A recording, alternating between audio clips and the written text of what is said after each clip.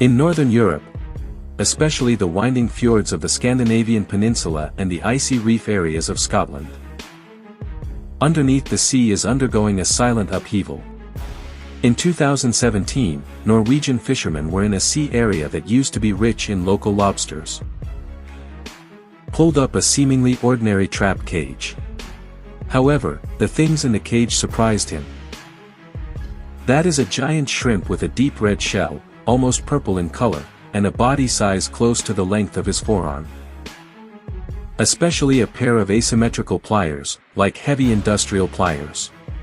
Completely different from the European lobster he is familiar with, which has a relatively slender body shape.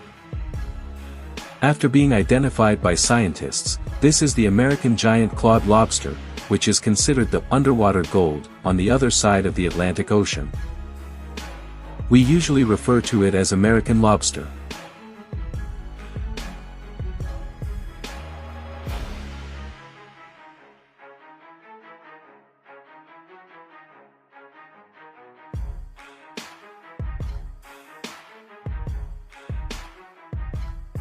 This is not an isolated case.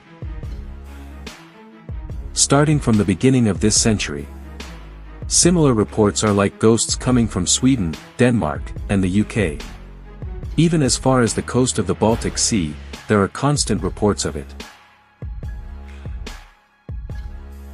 How did a species originating from the east coast of North America cross thousands of kilometers? Rooted in this unfamiliar sea area. More importantly, its arrival is not simply an increase in biodiversity, but rather an ongoing ecological tragedy full of contradictions.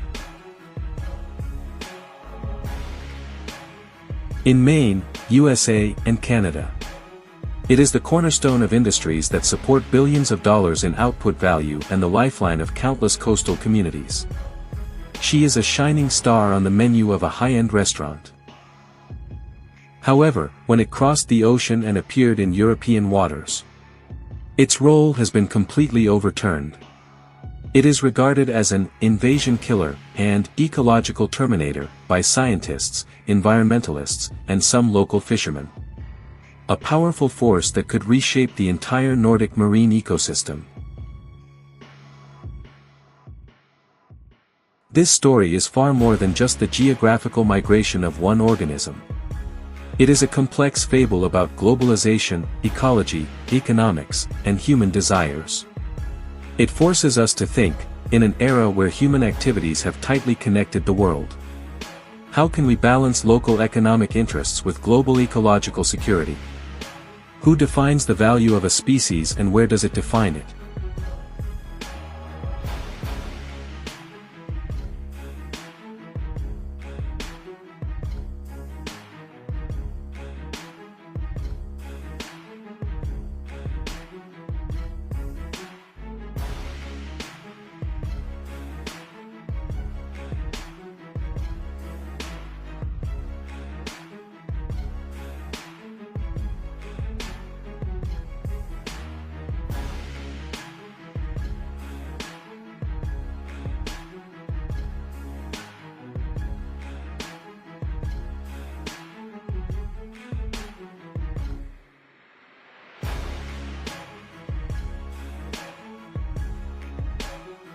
To fully understand the destructive power of American lobsters as invaders, we must first return to its hometown. Appreciate the outstanding survival strategies forged through millions of years of evolution in its native environment.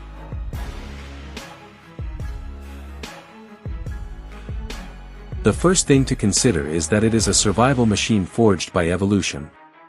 The biological characteristics of American lobsters are the key to their success. They mainly inhabit cold, rocky seabeds from the Labrador Peninsula in Canada to North Carolina in the United States. The depth can range from intertidal zones to several hundred meters deep sea. They are true longevity champions, with a lifespan generally exceeding 50 years. There are even records showing that some individuals have a lifespan of over 140 years. This long life allows them to continue growing. The largest recorded individual weighed 44 pounds and exceeded 3 feet in length. A huge body size itself is a powerful defense and competitive advantage. Its most iconic feature is a pair of highly specialized pincers. The larger, crushing forceps are blunt and powerful, with well-developed internal muscles and covered with molar-like protrusions. Specially designed for crushing hard-shelled prey such as shellfish and sea urchins for protection. Smaller, cutting pliers are more slender and have sharp edges. Used for rapid cutting of soft tissue or performing fine operations. This set of combination tools makes it an extremely efficient predator and scavenger, with a wide range of recipes.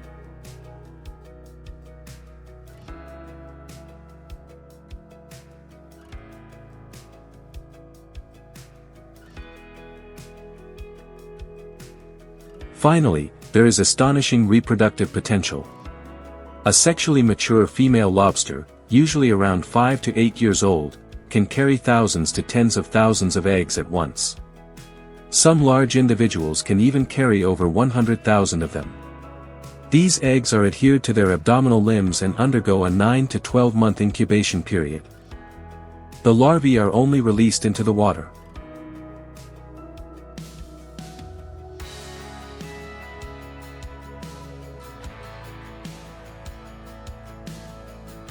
Although the mortality rate of larvae in the planktonic stage is extremely high.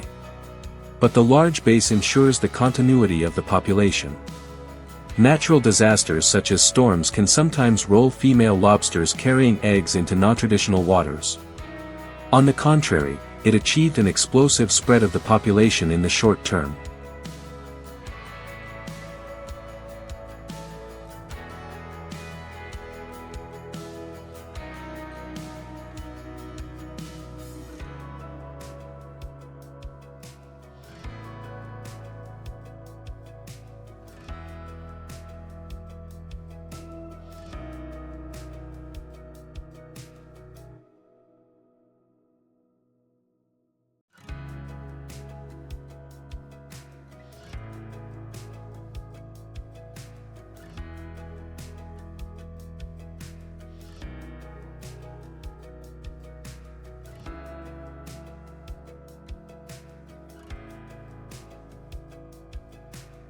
In addition, there is also a high-risk game, the fishing industry that supports billions of output.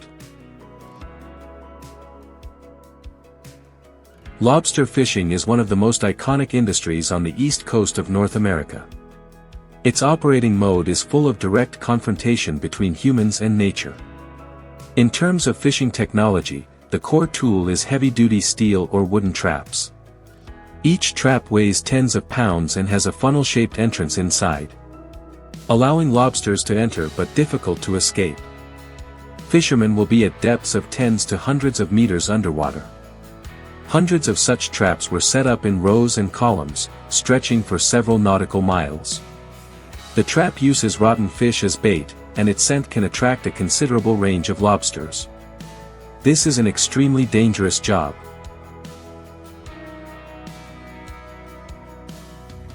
The North Atlantic is known for its harsh sea conditions, where sudden storms can create huge waves up to 20 feet, 6 meters, high, capable of capsizing small fishing boats. Fishermen need to be on bumpy decks, relying on hydraulic winches to pull up heavy traps, constantly facing the risk of being entangled by ropes and dragged into the sea. For a few fishermen who engage in diving fishing, the risk increases exponentially. Near freezing water temperature, dim visibility, potential equipment failure. And those giant pincers that can easily break bones, every dive is a gamble of life.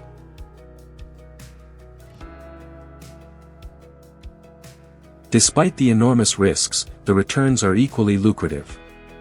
The annual output value of the lobster industry in the United States remains stable at billions of dollars.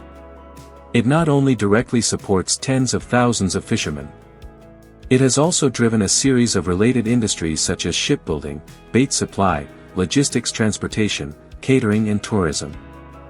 Formed a complete industrial chain. Many small fishing villages in Maine and other places. Lobster fishing is the economic foundation of the entire community.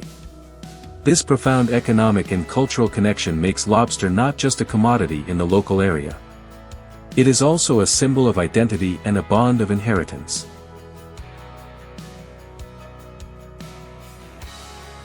However, it is precisely this enormous economic value driving the global trade network of live lobsters. It also laid an invisible track for later transoceanic invasions.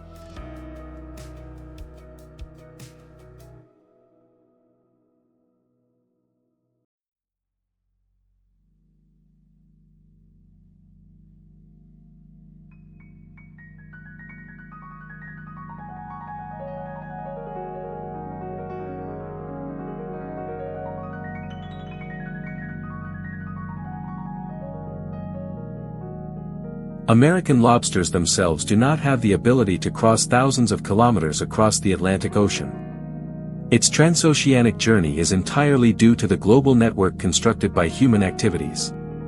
Scientists have identified several of the most likely invasion pathways through years of research.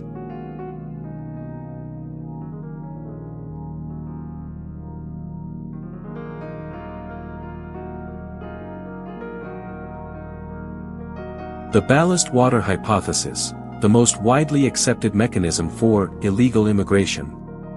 This is currently considered the most important and representative invasion route by the scientific community.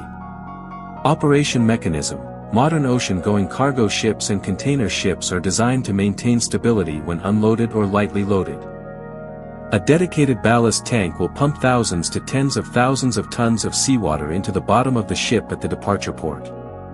When the ship arrives at the destination port to load goods, discharge these ballast waters. This is a massive water exchange process that occurs globally and on a daily basis. Invasion window: a cargo ship departing from Boston or New York in the United States to Rotterdam or Hamburg in Europe. When pumping ballast water, countless planktonic organisms, fish eggs, larvae, and the key is to inhale the juvenile American lobster in the planktonic stage together. These juveniles are very small and can easily pass through the filter of the pump system. During a voyage lasting more than a week, although most organisms will die. But there are always some tenacious individuals, including lobster larvae, who can survive in dark ballast tanks. Fixed point release: when the ship arrives at a European port and begins to discharge ballast water.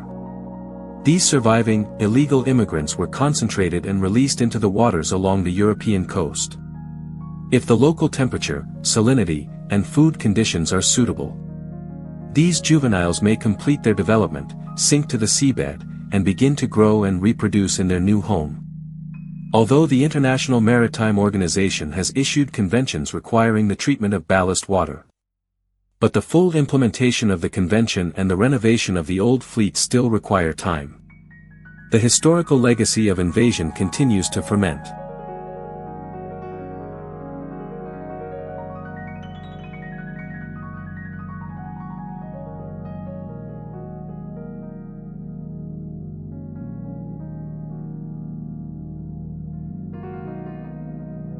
Live trade and escape: intentional introduction and accidents driven by economic benefits.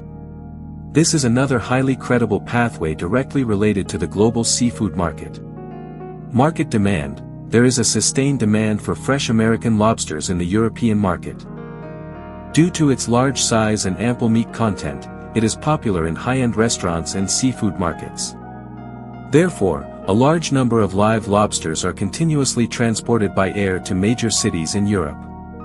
Supply chain vulnerabilities: during lengthy transportation, temporary maintenance in wholesale markets, restaurant displays, and even retail processes.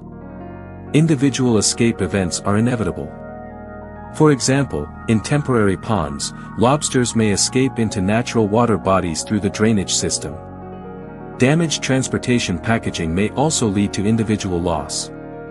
Historical breeding attempts, from the end of the 20th century to the beginning of this century. Some commercial adventurers once attempted to establish American lobster farms in Europe. I hope to produce on site to reduce costs. However, most of these attempts have failed due to technical, economic, or environmental issues. After a failed farm is abandoned, its captive lobsters are either directly released, either flee into the sea due to damaged facilities. These intentionally introduced individuals become the seeds of invasive populations.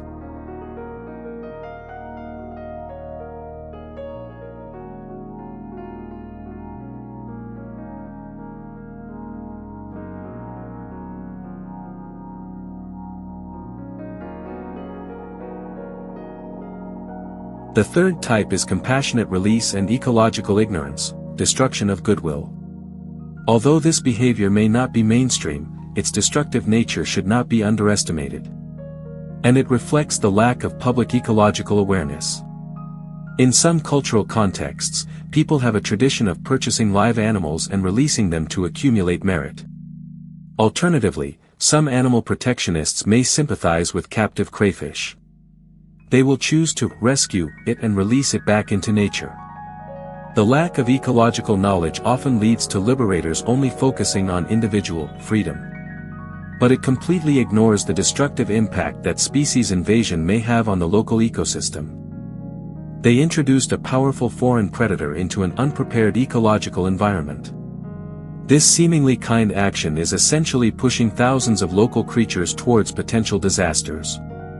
Many European countries have now legislated to explicitly prohibit the release of alien species, but regulation and enforcement are extremely difficult. Scientists attempt to trace the origin of invasive populations in Europe through genetic analysis and other methods. The results indicate that the genetic background of these lobsters is highly similar to that of the North American population. This further confirms the human-mediated introduction pathway mentioned above. Once the initial bridgehead is established, lobsters will rely on their own movement and the assistance of ocean currents. Slowly but firmly spreading along the coastline, from the initial discovery point in Norway. Southward to Sweden and Denmark, westward to Scotland, England, and even penetrated into the Baltic Sea.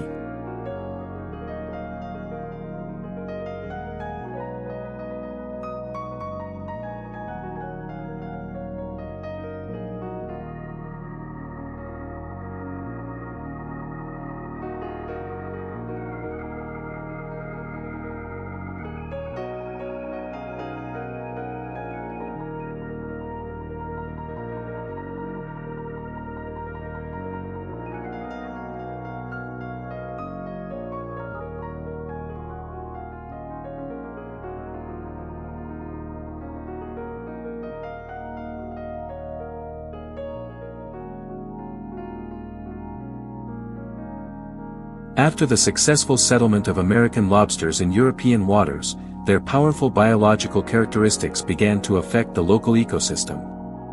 Especially its close relatives with similar ecological niches, European lobsters, have engaged in an unequal competition. This asymmetric war reflects the overall disadvantage of European lobsters. The absolute difference between body size and strength, European lobsters typically weigh between 0.5 to 1 kilogram. Adult lobsters in the United States generally weigh 1 to 2 kilograms, while larger individuals can weigh over 5 kilograms. It's like a lightweight boxer being forced to compete with a heavyweight champion on the same stage. In direct physical conflicts, European lobsters have no chance of winning.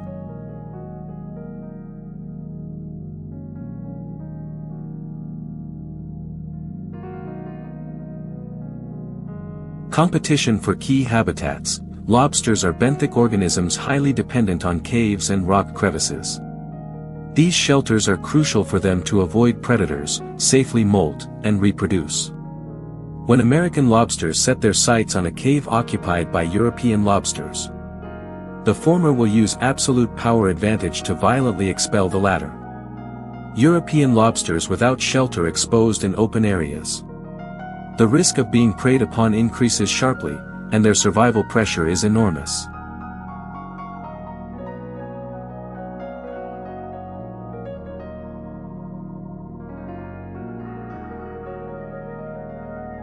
The monopoly of food resources is also important. Both have highly overlapping diets and are opportunistic predators and scavengers. American lobsters have a larger appetite and stronger mobility. And its powerful claws enable it to develop and utilize hard-shelled organisms that European lobsters cannot handle, such as large clams and sea snails.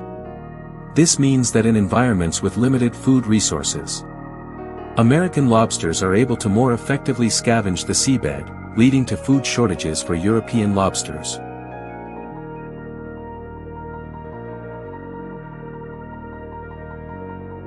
In addition, there is a classic phenomenon in invasive biology.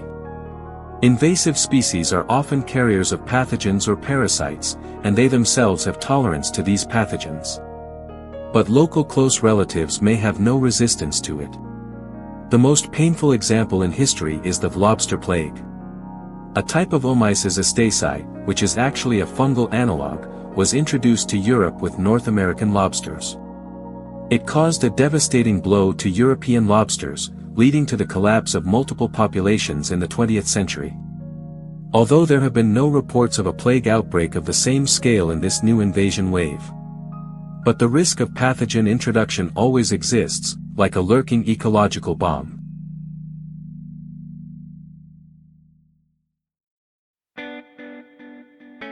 Although American lobsters and European lobsters are different species, their genetic relationship is close enough to allow for hybridization. Scientists are concerned that the emergence of hybrid offspring may lead to various consequences. Hybrid individuals may become infertile, wasting parental reproductive investment. It may also have stronger adaptability, further excluding purebred European lobsters. The worst thing is that it may lead to the dilution and contamination of the unique local gene pool of European lobsters. Losing its unique adaptability evolved in the regional environment. A drastic change in the number of top predators, or species occupying similar ecological niches, may trigger a series of chain reactions, leading to changes in the structure and function of the entire ecosystem. This is called the nutritional cascade effect. As a powerful benthic predator, the population explosion of American lobsters may have profound impacts, including changing the structure of benthic communities. They will heavily prey on key invertebrates such as sea urchins, clams, and snails. For example, sea urchins are important consumers in controlling the growth of seaweed. If the number of sea urchins sharply decreases due to lobster predation, it may lead to overgrowth of large seaweed, such as kelp, forests. Or conversely, being completely devoured by other herbivorous animals, thus transforming complex rocky underwater landscapes into monotonous seaweed forests or barren sandy lands. This change in habitat type will have a ripple effect on countless other species that rely on specific habitats, such as small fish, crabs, starfish, etc. American lobsters may also compete for food with local large benthic fish such as cod and flounder, indirectly affecting these commercially valuable fish populations.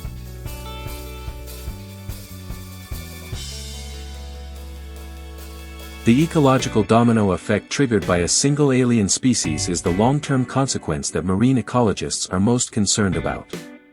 It means that the impact of invasion will never stop at European lobsters, but it will spread like ripples throughout the ecosystems of the North Sea and the Baltic Sea.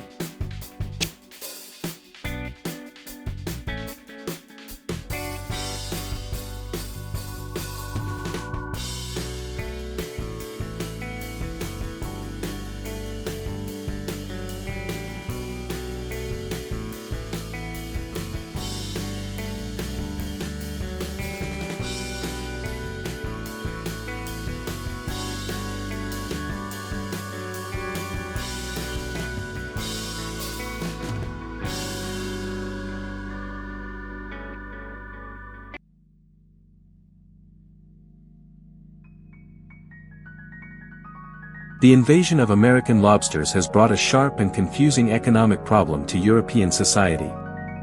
forcing people to make difficult choices between short-term benefits and long-term sustainable development. For European fishermen who accidentally catch American lobsters, this is undoubtedly a windfall. High market value. In the European seafood market, American lobsters are known for their size and imported reputation. It can be sold for much higher prices than local lobsters, usually between 30 and 50 euros per kilogram. Capturing a few large American lobsters could potentially cover the entire cost of a single sea trip, and even generate substantial profits. This has led to a peculiar situation of division. On the one hand, the government and environmental organizations are promoting the harm of American lobsters. On the other hand, some fishermen privately hope to have more of these golden bumps in their traps. This economic incentive directly conflicts with management goals, greatly weakening the effectiveness of control measures. However, the cost of this windfall may be the future of the entire traditional industry. Although not as large as North America, the European lobster fishery is also a cultural and economic lifeline for many traditional coastal communities, such as southwestern England, Brittany in France, and parts of Norway. It is a livelihood that has been passed down for generations, around which unique fishing techniques, community festivals, and local culture have formed. The annual output value of this industry reaches hundreds of millions of euros, supporting the livelihoods of thousands of families. If European lobster populations collapse due to competition and disease, these traditional fishing villages will lose their economic pillars. Related high-end dining and tourism experiences, such as lobster safari, will also decline accordingly. The loss of this cultural and social structure cannot be compensated for by the short-term sale of a few invasive lobsters.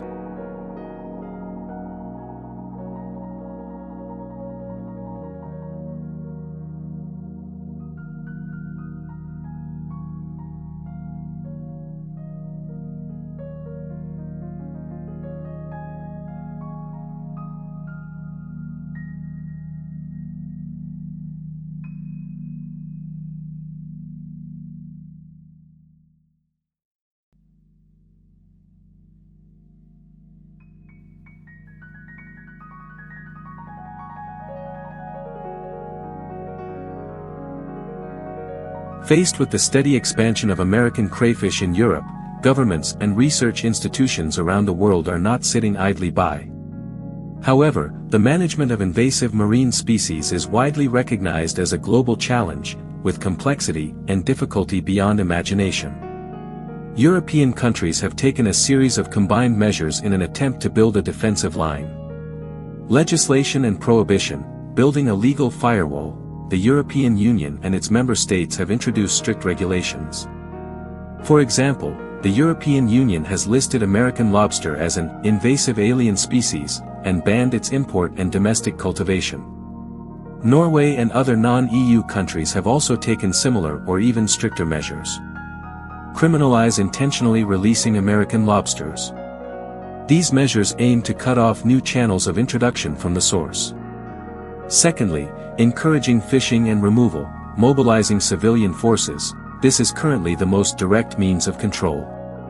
The management authorities encourage or even mandate fishermen to immediately remove and not release American lobsters once caught. In some regions, the government may establish bonuses. Provide economic rewards to fishermen who report or capture specific quantities of invasive lobsters. Attempting to transform fishermen from passive beneficiaries into active controllers. In terms of public education, we will enhance the ecological defense line through media, museums, schools, and other channels. Popularize the public about the dangers of invasive species and explain why compassionate release may cause great disasters. Encourage the public to report illegal live trade or release activities. Despite various measures, the challenges in reality make it difficult for managers to overcome. The ocean is vast and deep, accurately grasping the population size, distribution range, and diffusion speed of American lobsters. Significant manpower and resources are required for trawl surveys, diving surveys, and environmental DNA monitoring.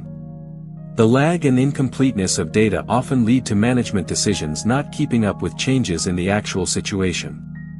Marine ecologists generally believe that once an invasive population reaches a certain size and begins to reproduce naturally, it is almost a mission impossible to completely eradicate it in open water bodies.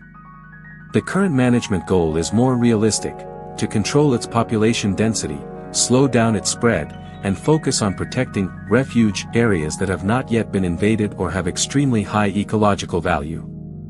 As mentioned earlier, the market value of American lobsters is one of the biggest obstacles to controlling actions. Unless the rewards provided by the government are much higher than the market price, it is difficult to prevent fishermen from privately retaining and selling. How to design effective incentive mechanisms and coordinate economic interests with ecological goals is the core of managing art. Limitations of scientific understanding. There are still many knowledge gaps in the scientific community regarding the specific consequences of hybridization, potential risks of pathogen transmission, and the long-term impact of lobster invasion on ecosystem services. This uncertainty makes it exceptionally difficult to develop precise and efficient long-term management strategies. Despite the long road ahead, science and innovation still provide new hope. Frontier monitoring technology. Environmental DNA technology can analyze traces of biological genetic material in water samples to detect the presence of a target species in a certain water area, even if it is very rare. This greatly improves the efficiency and sensitivity of monitoring. Targeted control technology. Scientists are studying whether it is possible to use the pheromones unique to American lobsters to develop more attractive traps for selective fishing. There are also studies exploring the possibility of using genetic technology for population suppression, although this involves significant ethical and safety controversies. Invasive species is a cross-border issue. European countries are strengthening data sharing and joint action plans. At the same time, promote stricter ballast water management conventions and live organism trade regulations at the global level. It is the key to reducing future intrusion events from the root.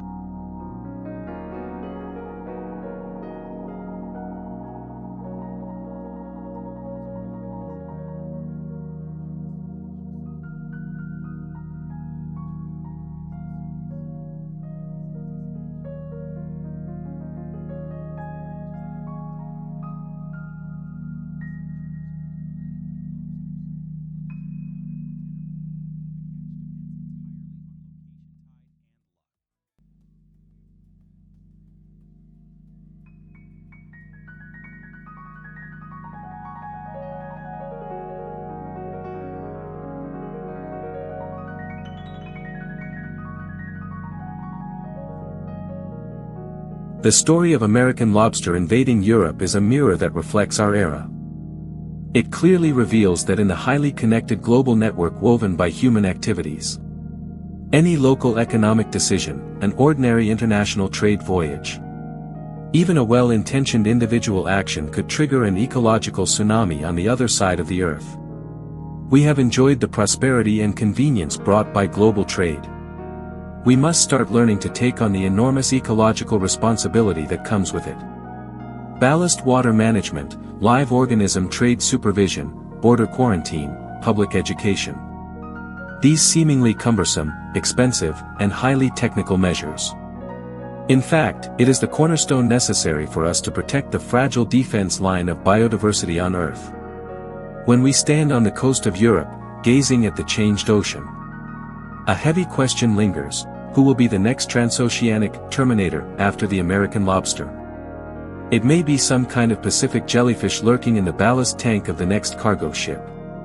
Perhaps it's a Southeast Asian ant hiding in a batch of imported ornamental plants. Or perhaps some kind of Australian starfish attached to the ship's hull. The answer is unknown, but the trend is clear. In the so-called homogeneous world, the biota is becoming increasingly homogeneous due to human activities. Local endemic species continue to give way to a few dominant, global, species. The profound impact of this silent ecological revolution may be no less than that of climate change. Therefore, combating species invasion is not just about protecting a specific lobster or a particular sea area. It is a battle to maintain the ecological richness, complexity, and uniqueness of this planet. This requires us to go beyond short-term economic interests and have a cross-border cooperation perspective. And uphold the deepest reverence for nature. Our future blue planet depends on our choices today.